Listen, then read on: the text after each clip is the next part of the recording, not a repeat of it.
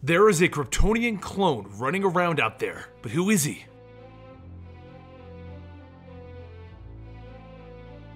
Welcome to The Origins, where we go over the origins of your favorite superheroes and villains. Today we'll be looking at the reinvention of Superboy for the New 52, located in Superboy Zero. His name is Khan, which is translated into Abomination. He was a clone designed to be a simple household clone, but instead he brought horror and shame to the Kryptonian homeworld. The reason they called him Khan is simple. He led the clone insurrection on Krypton, leading to the death of thousands as he destroyed their homes and blasted the cities to rubble. He slaughtered innocent civilians by the hundreds and the thousands. His clone army eventually lost, but not before the idea of cloning was banned on Krypton. A woman turns to the man telling the story, Harvest, the leader of Nowhere.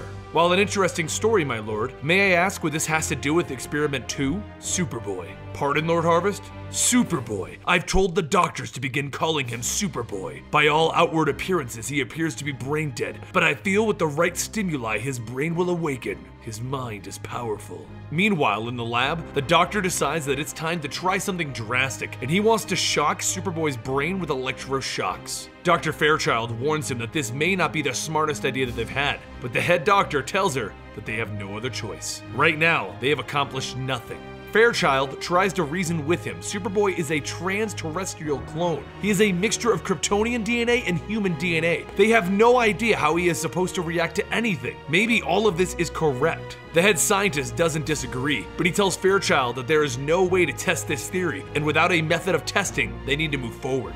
Meanwhile, back with Harvest, he explains that Kryptonians started making clones for household duties, making them into slaves. Then they mass-produced them. The records he found don't specify how it happened, but the clones began to develop impulse control issues, which led to the bloodiest and ruthless of them to lead a rebellion. One improper series of clones and a whole civilization was derailed for generations. Unfortunately, the electrical impulses didn't work and Superboy remained seemingly brain dead as the lead doctor decided it was time to terminate the experiment. Then something happened. Something that Harvest said proved Superboy deserved to live. His natural defenses kicked in and he proceeded to fight for his survival, resulting in the death of the lead doctor and the destruction of most of the facility. Dr. Fairchild survived and she ran to Superboy's side. My name is Superboy. Harvest finished his story as he watched Dr. Fairchild get Superboy out of the burning facility. The clones managed to make their final stand at the weather control facility, and the damage that they did there wrecked the planet. Khan's rebellion led to tidal waves and earthquakes. While the Science Council was able to get it under control, the damage was done, and a doomsday cult sprang up seeing the end of Krypton coming. They decided to dismantle the space program and discredit anyone who was stating that the world was ending. As we know it, Krypton was doomed.